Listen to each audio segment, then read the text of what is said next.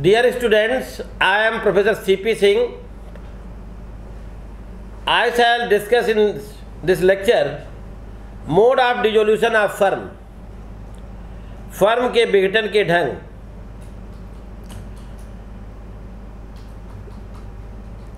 Section 40 to 44. Under section 40 to 44, mode of dissolution has been discussed. First mode is dissolution without the intervention of the court. बिना न्यायालय द्वारा विघटन, न्यायालय गए हुए बिना विघटन. दूसरा है डिसोल्यूशन बाय कोर्ट, न्यायालय द्वारा विघटन. तो dissolution without the intervention of the court may be by agreement section 40, compulsory dissolution 41, contingent dissolution 42, and by notice 43, and dissolution by court section 44. First है बिना न्यायालय गए हुए, यानी पार्टीज ही या पार्टनर ही फर्म को डिसॉल्व करा सकते हैं. तो पहला है बाय एग्रीमेंट. पार्टनरशिप का जन्म ही बाय एग्रीमेंट होता है, क्रिएटिव बाय एग्रीमेंट होती है, इसलिए फर्म डिसॉल्व भी बाय एग्रीमेंट हो सकती है. ऐसा एग्रीमेंट पार्टनरशिप डीड में भी किया जा सकता है और बाद में भी कभी किया जा सकता है जब चाहे पार्टनर. तो इसके अलावा पार्टनर जब चाहें फर्म डिसॉल्व कर सकते हैं. फर्म के सारे पार्टनर्स की कंसेंट से फर्म डिसॉल्व हो सकती है. सपोज कीजिए एक फर्म है किताबों की और जिसमें 3 पार्टनर हैं और लिखा हुआ है फर्म जो है 26 जनवरी 2020 को विघटित हो जाएगी. तो 26 जनवरी 2020 को फर्म डिसॉल्व हो जाएगी बस ऑटोमेटिकली. इसके अलावा मान लिया फर्म चल रही है, आज हम सारे पार्टनर चाहें फर्म डिसॉल्व कर देंगे. दूसरा है कंपल्सरी विघटन. कुछ सर्कमस्टांसेज में फर्म का जो है कंपल्सरी विघटन हो जाता है, कंपल्सरी डिसॉल्व हो जाती है. सेक्शन 41 में दिया हुआ है इंसॉल्वेंसी ऑफ ऑल पार्टनर्स. जब किसी फर्म के या तो सभी पार्टनर या एक पार्टनर को छोड़ करके सभी दिवालिया हो जाते हैं तो फर्म डिसॉल्व हो जाती है. कहने का मतलब है जब किसी पार्टनरशिप फर्म का केवल एक पार्टनर को छोड़ करके सभी दिवालिया हो जाएं, फर्म जो है ऑटोमेटिकली डिसॉल्व हो जाएगी, कंपल्सरीली डिसॉल्व हो जाएगी. कि इसका रीजन ये है कि केवल एक पार्टनर जो है फर्म कंटिन्यू नहीं रख सकता, कम से कम 2 पार्टनर तो चाहिए ही. दूसरा है business of the firm becoming illegal. Firm का जो व्यापार है, कारोबार है, इलीगल हो जाए. एक क्लास बी में 41 में दिया हुआ है. कभी कभी ऐसा होता है या ऐसी कोई घटना घट जाती है या फर्म जो कारोबार कर रही है वो कारोबार करना इलीगल हो जाता है. तो ऐसी स्थिति में अनिवार्य रूप से कंपल्सरली फर्म डिसॉल्व हो जाती है. सपोज कीजिए किताबों की एक फर्म जो लखनऊ में 22 लाख सीरीज छापती है, सरकार जो है ऐसी सीरीज छापने पर रिस्ट्रिक्शन लगा देती है, प्रतिबंध लगा देती है. तो जैसे ही सरकार प्रतिबंध लगा देगी फर्म कंपल्सरली डिसॉल्व हो जाएगी. तीसरा है नेक्स्ट जो है on happening of some contingencies या कंटिजेंट डिसोल्यूशन. यदि अदरवाइज कॉन्ट्रैक्ट नहीं है, विपरीत संविदा नहीं है, तो कुछ सर्कमस्टांसेज में जो सेक्शन 42 में दी हुई हैं, फर्म कंपल्सरली डिसॉल्व हो जाती है, या ऐसी घटना के घटने पर जिसका जिक्र है फर्म डिसॉल्व हो जाएगी। पहला है निश्चित अवधि की पार्टनरशिप जो है समाप्त होने पर, fixed expiry of fix term, section 42 ये है। यदि कोई फर्म जो है एक निश्चित अवधि के लिए कॉन्स्टिट्यूट की गई है, तो जैसे ही वो डिफरेंट टाइम निश्चित अवधि पूरी हो जाती है, फर्म डिसॉल्व हो जाती है।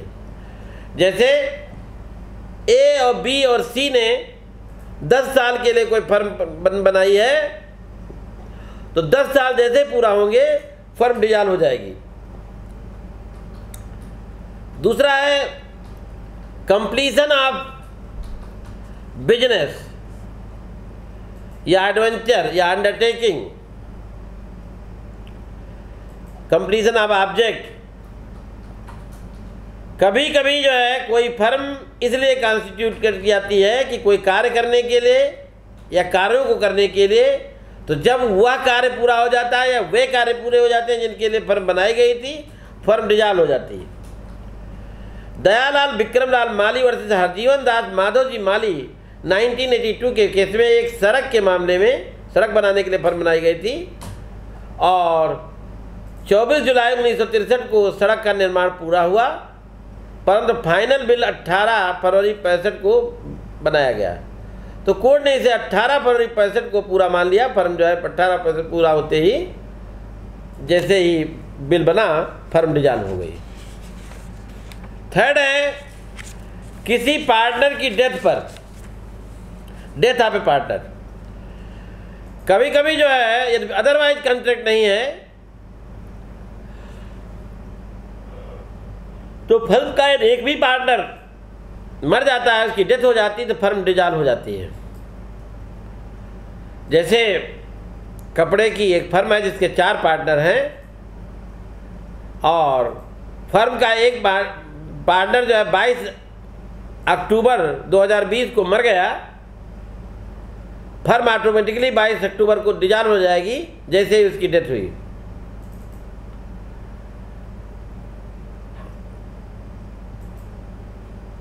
विपरीत, मान लिया विपरीत संविदा है, अदरवाइज कॉन्ट्रैक्ट है कि किसी पार्टनर के मरने पर फर्म डिसॉल्व नहीं होगी, तो फिर नहीं होगी। लेकिन विपरीत संविदा है भी और 2 ही पार्टनर हों, एक की डेथ हो जाए तो फर्म जो है डिसॉल्व नहीं होगी,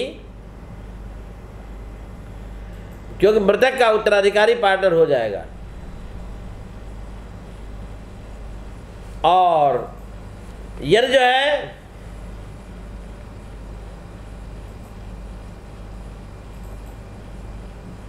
पार्टनर जो है एक से ज़्यादा है, एक ही बचता है, तो विपरीत संविदा है भी, तब भी जो है फर्म डिसॉल्व हो जाए। Sometimes one of the partners of the firm dies during the continuance of the firm, in such cases the firm is dissolve on the death of the partner. This is subject to contract to the country. However, where there are only 2 partners, the death of one partner dissolves the firm even if the partnership agreement provide that the firm shall not be dissolved on the death of the partner। कहने का मतलब है कि जहाँ पर 2 ही partner हैं और एक पार्टनर की डेथ हो जाए, तो भले ही विपरीत संविदा हो कि फर्म डिसॉल्व नहीं होगी, फर्म के किसी पार्टनर की डेथ होने पर वहाँ जो है ऑटोमेटिकली फर्म डिसॉल्व हो जाएगी। फिर है बाय नोटिस, नोटिस द्वारा विघटन। हाँ, बाय इंसॉल्वेंसी में भी है, इंसॉल्वेंट होने पर भी पार्टनर की डेथ जो है, हमने बताया ऊपर भी बताया कि जो है फर्म डिसॉल्व हो जाती है। बाय नोटिस सेक्शन 43 में है, जहां पर जो है पार्टनरशिप एट विल है, यानी एग्जिस्टेंस ऑफ पार्टनरशिप फर्म जो है पार्टनर्स की विल पर डिपेंड है। वहाँ पर यदि कोई पार्टनर फर्म के डिसोल्यूशन के लिए नोटिस देता है, नोटिस जो है सभी पार्टनर को देता है, नोटिस में फर्म को डिसॉल्व करने की इच्छा व्यक्त की गई है, ऐसी नोटिस रिटन है, नोटिस देने वाले व्यक्ति द्वारा साइंड है, हस्ताक्षरित है, तो नोटिस द्वारा जो है बाय नोटिस जो है फर्म डिसॉल्व हो तभी हो जा सकता है जब पार्टनरशिप एट विल हो, और पार्टनरशिप एट विल नहीं है तो फर्म जो है डिसॉल्व नहीं होगी। फर्म उस डेट से जो है डिसॉल्व होगी जो नोटिस में दी हुई है। नोटिस में विघटन की तारीख का उल्लेख है तो नोटिस में दी गई तारीख से फर्म डिसॉल्व हो जाती है। नोटिस में विघटन की तारीख नहीं है तो तामील होने की तारीख से फर्म डिसॉल्व हो जाती है, फर्म की जो है नोटिस तामीली होने की डेट से।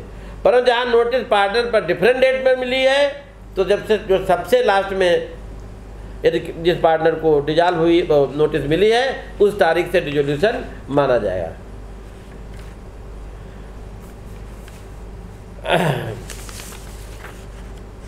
एक पार्टनर ने दूसरे पार्टनर को, एक केस है हरीश कुमार से बेचेलाल का, एक पार्टनर ने दूसरे पार्टनर को 4 जून 93 को एक नोटिस फर्म डिसॉल्व करने के आशय से दी दूसरे पार्टनर्स को। भागीदारों ने जवाब में जो है दूसरे पार्टनर ने नोटिस की रिप्लाई में लिख तर्क दिया कि फर्म के विघटन के लिए धारा 40 के अधीन फर्म के सभी भागीदारों की कंसेंट जरूरी है। डिसाइड हुआ कि पार्टनरशिप एट विल की दशा में कोई भी फर्म को जो है रिटर्न में नोटिस देकर फर्म डिसॉल्व कर सकता है, और सेक्शन 43 के अधीन डिसोल्यूशन के लिए सभी पार्टनर्स की कंसेंट की ज़रूरत नहीं होती है। Thank you very much.